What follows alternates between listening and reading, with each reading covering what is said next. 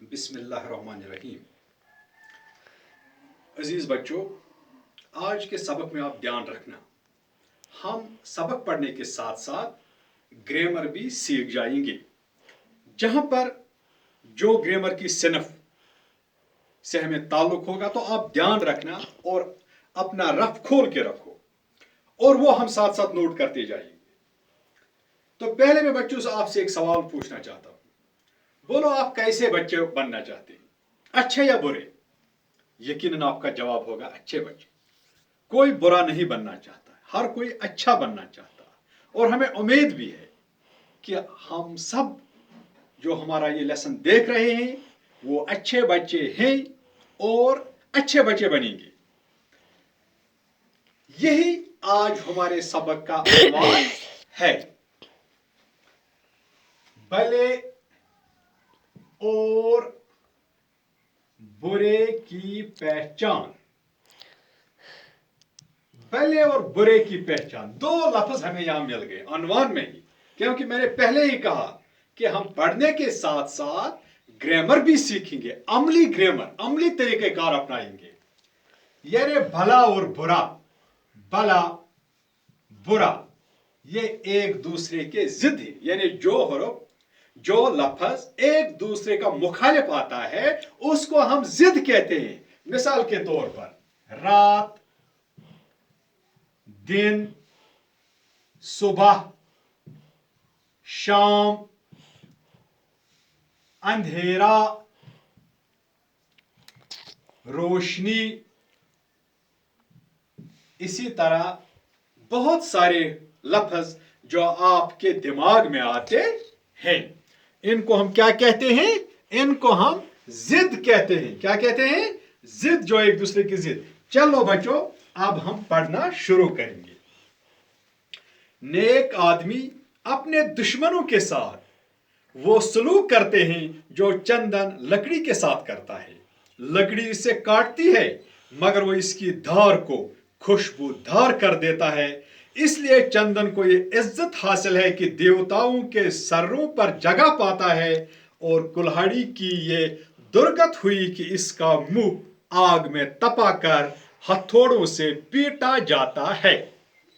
आपको समझ आ गया कि नेक आदमी की मिसाल चंदन की लकड़ी से उसकी थी। उसने उसके साथ उसकी तशबिया दी है। चलो, तशबिया में अभी हम नहीं जाएंगे। यानी उसने इसका मवाजना चंदन की लकड़ी से किया है। यानी नेक आदमी चंदन की लकड़ी की तरह होता है। यानी चंदन की लकड़ी कुल्हाड़ी को खुशबूदार कर देती है। इसी तरह नेक आदमी हमेशा हर किसी के साथ अच्छा सलूक करता है, और चाहे वो आदमी इसके साथ बुरा ही सलूक क्यों ना करे। हाँ, यह एक बात हमें जहन में रखनी है। नेक आदमी, बच्चों आप ध्यान देना, नेक आदमी या नेक इंसान, ये दो लफ्जों का मुरक्कब है। नेक इंसान, इंसान इसम है, और जो नेक इंसान क्या बन गया? ये इसकी सिफत बन गई। यानी कि हम कहेंगे मिसाल के तौर पर बुरा लड़का, लड़का इसम, ये बुरा इसकी सिफत। तो फिर सिफत क्या है? जरा हम सिफत पर गौर करेंगे।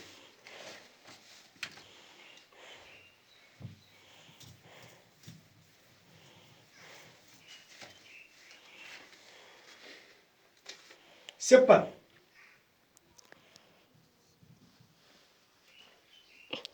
वो कलमे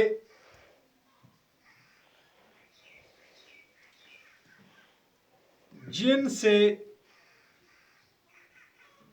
किसी शख्स या चीज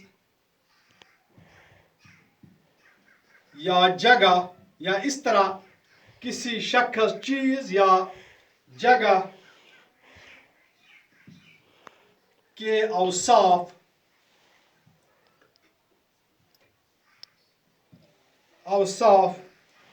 या उयूब,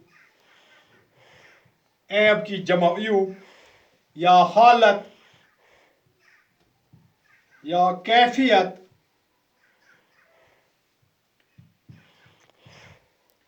या निस्बत या मिकदार जाहिर हो, इन्हें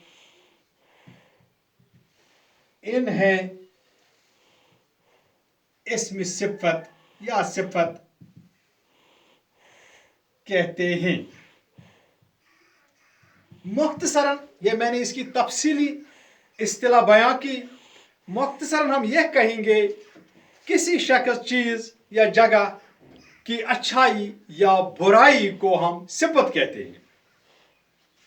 लेकिन मैंने तफसील में इसलिए आपको बताया ताकि आपको आगे जाकर यह काम आए। एक बात आप गौर से सुनो, जिस शख्स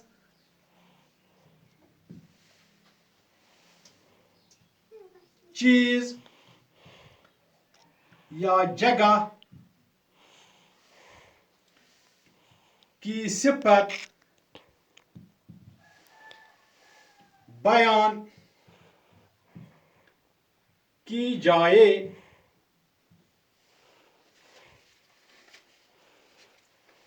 इससे मौसूफ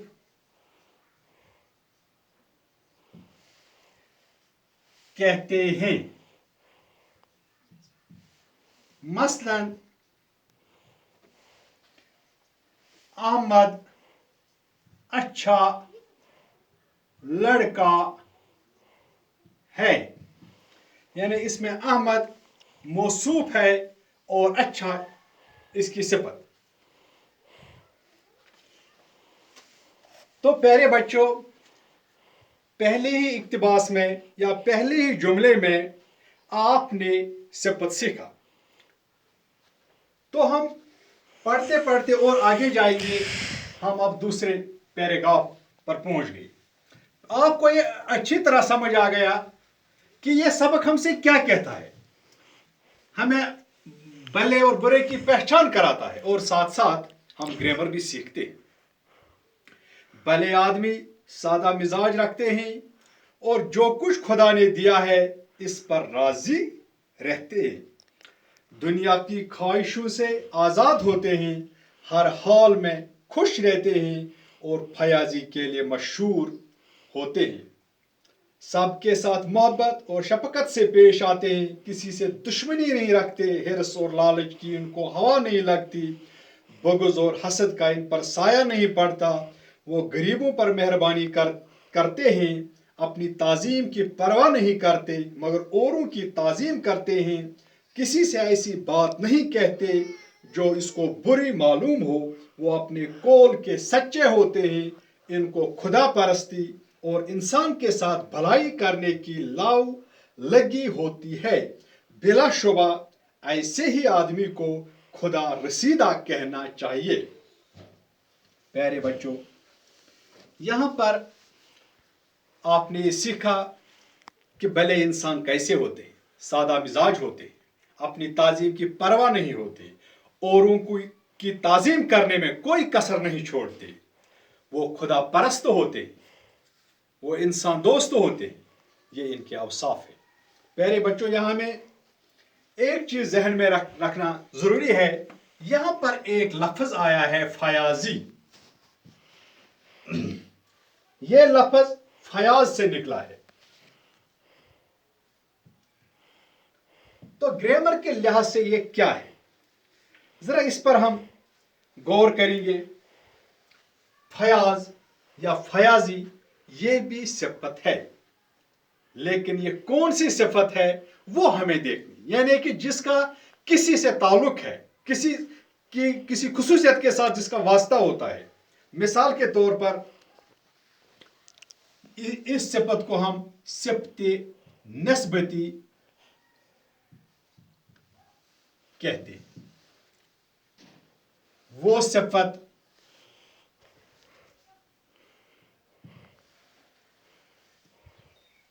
जो या जिससे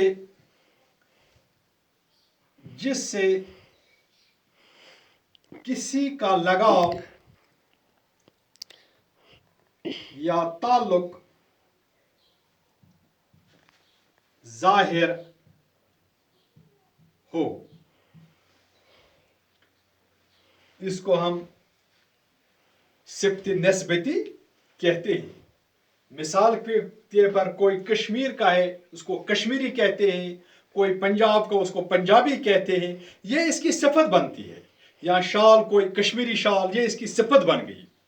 اسی طرح کوئی کالج ہوتا ہے مردوں کا, اس کو مردانہ کالج کہتے ہیں. جو مردانہ کالج اسم ہے جو مردانہ اس کے ساتھ جڑ گیا, یہ اس کی صفت نسبتی ہے, کیونکہ اس کا اس کے ساتھ ایک نسبت ہے, ایک تعلق ہے, ایک لگاؤ ہے, ایک واسطہ ہے. اسی کو صفت نسبتی کہتے ہیں. یہ بنانے کا قاعدہ میں آپ کو سکھاؤں گا. پیارے بچوں, آپ غور سے دیکھنا اس کے بنانے کا قاعدہ کیسے ہے. ایک قاعدہ یہ ہے, اکثر اسموں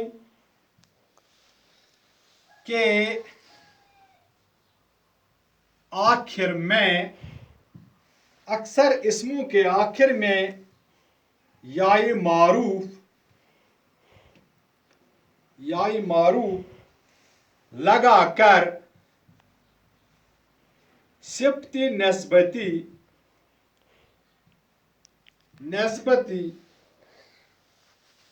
بنتے ہیں. سمجھ گئے؟ یعنی یائی معروف اسموں کے ساتھ یائی معروف لگاتے ہیں. مثلا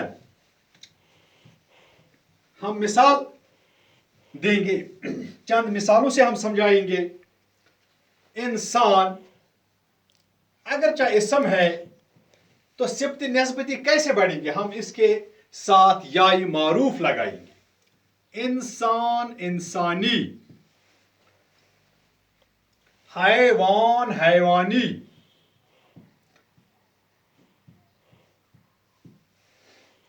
خاک, خاکی. دنیا, دنیاوی.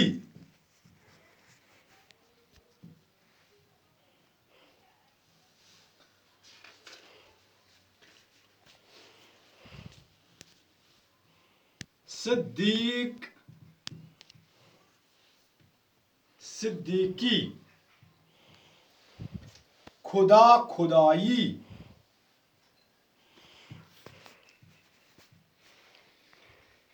بات, باتونی. آباد, آبادی. اسی طرح بہت سارے اسموں کے ساتھ لگا کر ہم صفت نسبتی بنا سکیں گے.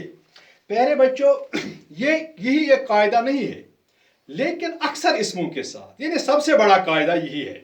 اور بھی اس کے قاعدے ہیں, ہم اس وقت تفصیل میں نہیں جائیں گے, انشاءاللہ اگلے لیسن میں ہم اس پر بات کریں گے. اور ایک بات جو ہم اس پیراگراف میں ہمارے سامنے چند اور لفظ آ گئے, ان پر ہم گرامر کی اینک سے دیکھیں گے, گرامر کی آنکھوں سے دیکھیں گے کہ وہ ہمیں کہاں پر فٹ آتے ہیں. مثال کے طور پر اس کی دھار چندن کی لکڑی کو خوشبودار, خوشبودار. یہ دار, یہ خوشبو, اس کے ساتھ میں دار آ گیا, یعنی خوشبودار بنا, خوشبودار. تو یہ دار کہاں کہاں پر آئیں گے؟ اگر ہم لکھیں گے دل, دلدار, تو مال والے کے ساتھ جسے مال ہوتے ہیں اس کو کیا کہتے ہیں؟ مالدار. جس کے پاس عزت ہے تو اس کو کیا کہیں گے؟ عزت, عزت دار. اور بھی جہاں جہاں ہمیں دار لفظ آتا ہے. تو پیارے بچوں, جہاں جہاں یہ دار آتا تو ہم اس کو کیا کہیں گے؟ کیونکہ یہ ہمیں پیچھے آ گیا, پہلے خوشبو پھر دار, پہلے دل پھر دار, تو اس سے ہم کہتے ہیں لاحقہ. یعنی لاحقہ کیا کہتے ہیں؟ یعنی وہ لفظ جو کلمے کے پیچھے جڑ جاتا ہے اور ایک الگ معنی پیدا کرتا ہے. یعنی دو لفظوں کو ملا کر یہ ایک الگ معنی پیدا کرتا ہے. مثال کے خوشبو, खुशबूदार यानी खुशबू वाला। इज्जत ये अलग लफ्ज है, दार हमने लगाया तो इज्जतदार यानी उसके पास इज्जत है। इसी तरह बच्चों इसको हम लाहका कहते हैं। दूसरा लफ्ज जरा हम गौर करेंगे, जहां तक हमने पढ़ा तो वो क्या है? बिला शुबा ऐसे ही आदमी को खुदा रसीदा कहना चाहिए। बिला शुबा, शुबा, बिला शुबा, ये बिला क्या है और शुबा क्या है? शुबा शक, जिसके माने शक के, लेकिन जब हमने इसके साथ बिला लगा दिया तो यानी शक के बगैर, इसने माने ही इसका बदल दिया। बिला शुबा, बिला खलल, बिला इम्तियाज, बिला इजाजत,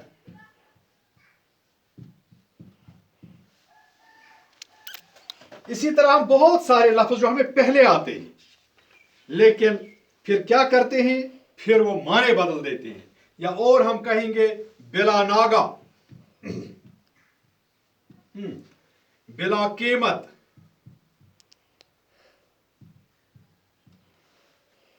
हाँ बिला वजह, बिला इजाजत।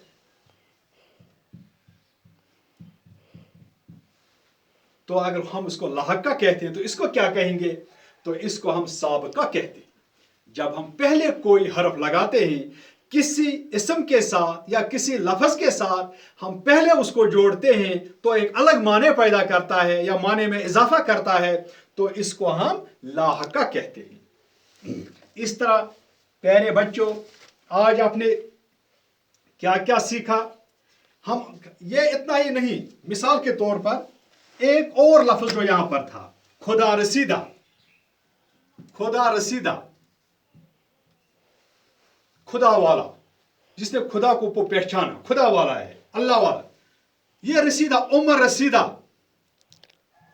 जिसकी जो उम्र को पहुंचा है, जिसने काफी उम्र हासिल की है। इसी तरह हम और भी साहब के लाह के बनाए, यानी परस्त। तो क्या आएगा इसका? खुदा परस्ती, इसमें एक लफ्ज आ गया खुदा परस्त, ये भी लाहका है, खुदा परस्त। या इसके साथ हम कौम परस्त, कौम परस्त, वतन परस्त, बुत परस्त, बहुत सारे लफ्ज हम बनाएंगे। तो प्यारे बच्चों, आज के सबक में आपने एक सिफत सीखा, आपने सिफ्ती क्या है ये, सिफ्ती नस्बती, सिफ्ती नस्बती को भी आपने सीखा, और आपने साबका और लाहका भी सीखा। तो प्यारे बच्चों, साथ साथ आपने वो भी सीखा जो इस सबक में लिखा है, हमारे नसीहत है, वो नसीहत भी आपने हासिल की है। तो प्यारे बच्चों, आज इतना ही। तो अगले ऑनलाइन क्लास में फिर आपसे मुलाकात होगी। खुदा हाफिज।